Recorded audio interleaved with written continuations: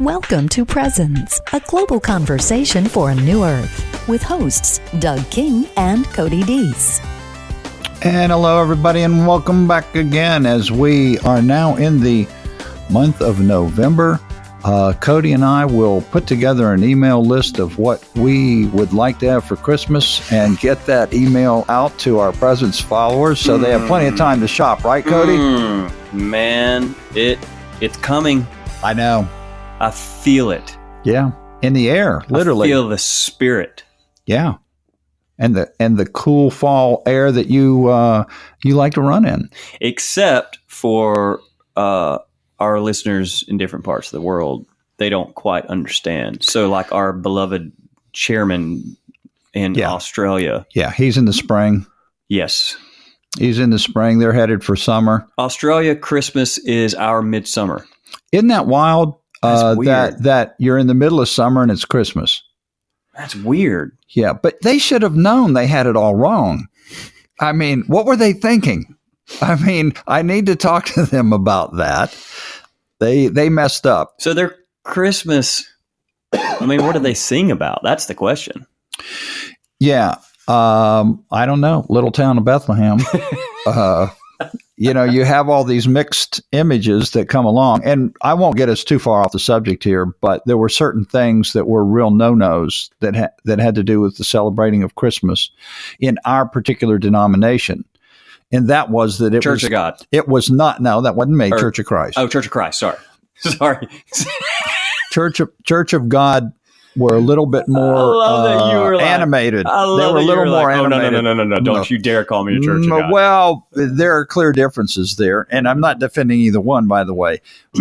But Christmas was just not legit from the standpoint of using that as Jesus' birthday, because we all knew in the Church of Christ that he was probably born in the spring.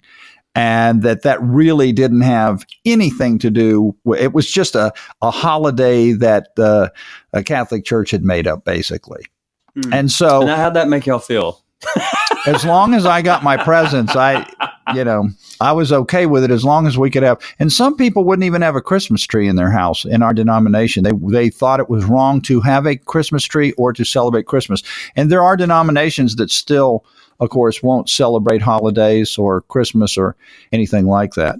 But that's just, again, another example of the differences that people can come up with when left to their own interpretive devices, and why what we're talking about with the Apostle Paul is so important, and that is that it is not what the human being decides that determines God identity.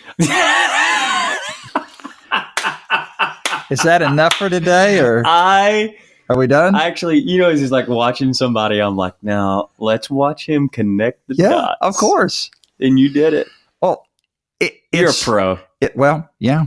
I've had years of experience. All right. Just stick with me, man. Okay, for those that are with us, Romans 9 through 11. We're discussing your dad's book called Irrevocable, which you can pick up on the Presence website and or ebook version. Yep. On Amazon around the world. You can pick that up there. Again, Max does a wonderful job of working through this very complex, enigmatic text of Romans 9 through 11 that has been used in so many different ways. And there's so much commentary out there on these particular texts. I don't generally promote like just commentaries, but this is what I love about your dad's work, is it really is in a space of its own. Mm-hmm. And I don't mean that in the sense of everyone believes their work is unique, but I can just tell you from my own personal experience that you can't just go out and pick up a commentary on the book of Romans and get what you're getting in Max's book. I mean, and to me, that's why when we use this idea of integral, it's not a superior enlightened thing. It's you breathe it in and and I can't explain that to you other than it's just steps above what the normal commentary floating around is. Yes. When you read it, you can feel it, you can see it, and the light bulbs go off, and your internal world resonates with it as well. Again, yes. That makes complete sense. Yes. Of course, using Romans 9 as a way to further perpetuate divisions of who's in and who's out. That's the very thing Paul isn't arguing for. He's arguing for the antithesis to that. And that's an integral perspective. Yes. And you begin to see that. And your dad just does a good job of walking through that, that I think sets his work apart. Yeah, and the integral perspective for all postmodernists that are saying, oh, I see, you think you're superior and everybody else is less than. Again, that's the inverse of what integral is. We want to make sure everyone understands that integral is an inclusive, we're all the same message, not an exclusive, some are saved, some are lost, some are this, some are that.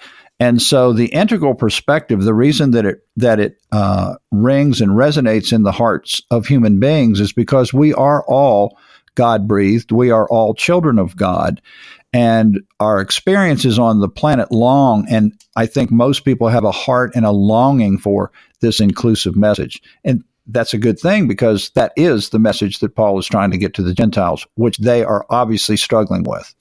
As it is written, I have loved Jacob, but I have hated Esau. That's verse 13, chapter 9. Talk to me, Doug. So, again, when you're going back 2,000 years and even longer in Israel's writings, the Hebrew writings before the first century, there are certain statements that apply in those cultures. Some of them are very much related to hyperbole. We mentioned at the beginning of this chapter, for example, that Paul uses this hyperbole about, I was wishing myself to be accursed from Jesus Christ, meaning that Paul was saying what others of his day would say, and that is, until I destroy Jesus and all his followers, may a curse be upon me. This is exactly the way that was used in the book of Acts for the enemies of Paul, who said when he was coming to Jerusalem, may we have a curse upon our heads until the day that we can kill Paul, that we can get rid of. So that is a hyperbolic statement that applies to the culture.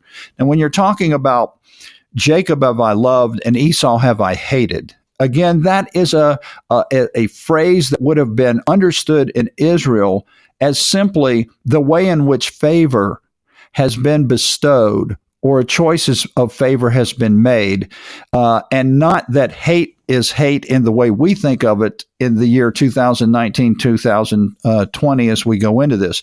I would say, for example, this very same term is used by Jesus in the gospel, where he said, if anyone's going to follow me, you're going to need to hate father and mother. And it's the same word for hate. Well, Jesus knew and supported honor thy father and thy mother. There was no doubt Jesus was teaching honor thy father, and Jesus never taught hate. So when Jesus is saying, unless you hate, he's using this hyperbolic statement, if you will, to say, look, the most important thing that you can do in your life is to follow me because I am the one pointing you to the Father, not me in and of myself, but that to which I point. And so when you're talking about Jacob have I loved and Esau have I hated, we go back to the way genealogy works. Genealogy was the determining factor in this land, this time of promise, which genealogy existed in. And this genealogy was one's identity. So it was huge who got the birthright, who was the eldest, and the way that genealogy was passed down from those who began the 12 tribes. All the way to where Paul knew he was from the tribe of Benjamin. Well, Benjamin was a real son of Jacob, one of the sons of Jacob. So, that person, Benjamin, had a birthright. Judah. Wow, how important was Judah and the birthright of Judah passed down through all the eldest until we get to Jesus himself. So this thing of what was happening was not about Jacob, nor was it about Esau. Paul's point is consistent throughout Romans 9, and that is God and God alone has throughout the story determined the way in which the identity of all his children will be revealed, and that it will not come through the will or doing of human beings. And so when he says this, he is not saying hate in the sense, obviously, that we would normally think about the term hate. And that's a reference because he said is written to Malachi chapter 1. So there's some context there.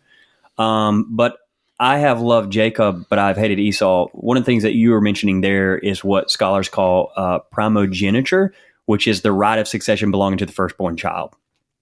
And what scholarship talks about is the reversal of that throughout the narrative. So think about that. You can start with Genesis 1 and work your way through and see how the succession belongs to the firstborn child, but over and over and over again, almost intentionally, these authors are like, yeah, but watch this. And it keeps going to the younger one. It keeps going to the younger one. And so it is in the case of Jacob and Esau. So it was in the case of Joseph. I think of Joseph's sons, Manasseh and Ephraim, and how Ephraim was the younger one.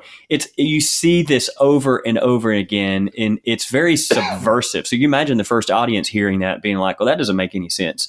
But again, it's driving the point home that Paul is making here.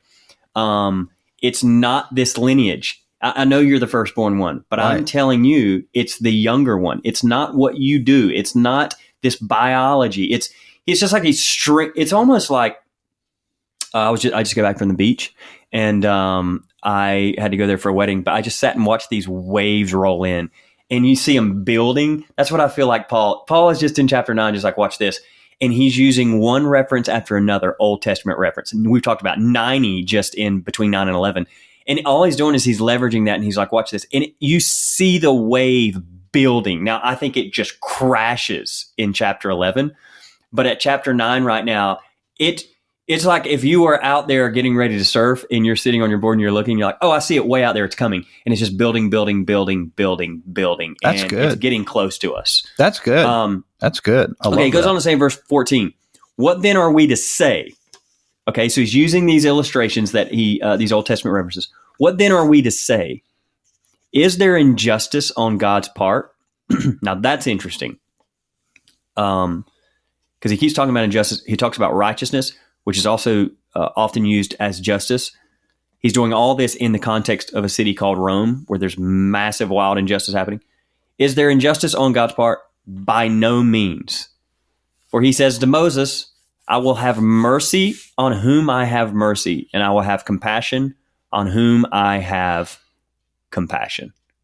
Again, reference to the Old Testament, Exodus 33. Yeah. Talk to us about what he's getting at here. Is he still emphasizing this same point? Absolutely. God is source, self is source. Yeah.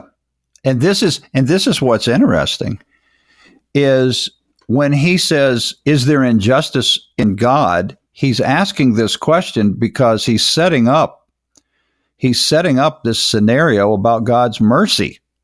And so when he says to the Gentiles, is there injustice in God? By no means. There's no injustice. Well, okay, we get that, Paul. But then Paul says, because God said, I will have mercy upon whom I will have mercy. And then it's like, wait a minute. And see, this is the injustice of the saved lost paradigm. There is so much emphasis put upon who's going to be lost, so much emphasis upon who's going to go to hell. And I can understand that when only 20% of the world follows your religion, why you would be so concerned with that, because 80% of God's children are automatically going to go into that place of torment according to your paradigm. And so for Paul to imply that God's mercy goes beyond your religious doing, that's injustice. And that's what he doesn't say, is there injustice with God because of anything else? It's, no, is there injustice with God because God says, I'll have mercy and compassion on whom I will have compassion? That now leaves the Gentiles to say what? I mean, they can't come back and say, yeah, that's it, because Paul's already said by no means. You can't say that. So again, Paul is drilling these points home because this is the Gentile problem in Rome. Man, you're kicking up the dust right now. And the idea, well, first of all, this statement, pulling it from Exodus 33, so it was placed in an ancient text, even much further beyond 57 AD, is a pretty progressive idea. But I want to get to it because I wonder, Doug, if that's not at the heart of the tension with universalism is this issue of justice. And I often wonder if a part of the reason it seems to be a leap too far for some folks is because of how we in the 21st century define justice.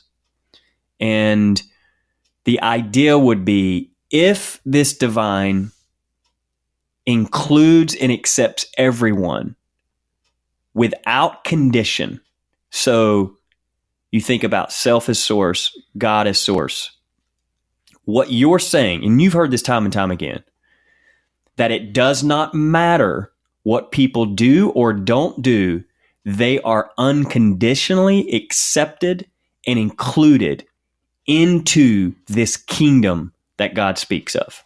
And we say, yes, all, as in universal, everyone. Well, then it raises the question of, well, what about insert the name? Sure. But behind those names, I wonder if it's not coming from a good, authentic place of just justice and injustice.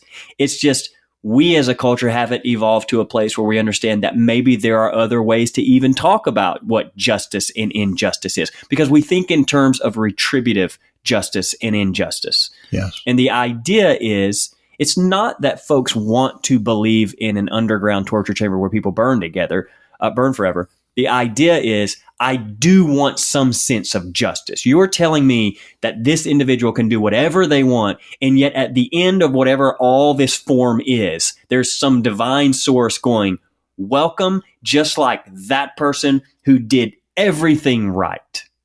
Yes. And that brings up a couple of things. Number one, who is the person that did everything right? And where is it that we draw the line between you didn't quite get it right to where you got it completely wrong? But even beyond that, we have not talked yet about the wrath of God, and we will talk about the wrath of God later. Paul does not deny that the wrath of God is part of the reconciliatory process. It's just that the wrath of God is not the end of any God processes. So I won't talk about that too much further, other than to say that I am a big believer in justice. I am a big believer in consequences coming from resisting the spirit of love, the nature of love, and the nature of God. Which I would add, they called those consequences the wrath of God. We'll talk about it later. And we'll talk about it later. And so what we as human beings, though, have done is we've already made up this judgment scene in the afterlife and streets of gold for people in one place and the fiery furnace in the other place. And we have made this either or process as this save-lost paradigm, which is exactly what the Gentiles have done. And they have put unbelieving Israel there, whereas today Christians put unbelieving whoever there, including other denominations that don't even believe like they do. So it's these same paradigms that Paul's concerned. That has nothing to do with the fact that God is not two. God is one. There is nowhere where God is not. That God is one. Hear ye, O Israel, the Lord our God is one. God cannot be divided. God cannot suffer loss. I could go on and on, obviously, with this. Now, if you want to ask me what happens in the afterlife, that's going to be another podcast, and I'll be happy to talk about principles that I think have to do with this justice, injustice, the wrath of God, etc., in those future podcasts. But when it comes down to the end of the process, here's what I know. God was in Christ reconciling the world, and God was in Christ restoring all things. And that the end of the process, even when wrath is involved in the process, the whole point of wrath is going to eventually lead to reconciliation and restoration. And so some call that restorative justice. And there you have it. And so when we're talking about this, we're not saying that God doesn't care. We're not saying, Jesus said, look, don't hurt a child. It'd be better for you to have a millstone tied around your neck and dropped in the ocean to hurt one of these little ones. We're not saying that. But what we are saying is that punishment or that wrath is not the end of the process. It prepares the way for the end of the process.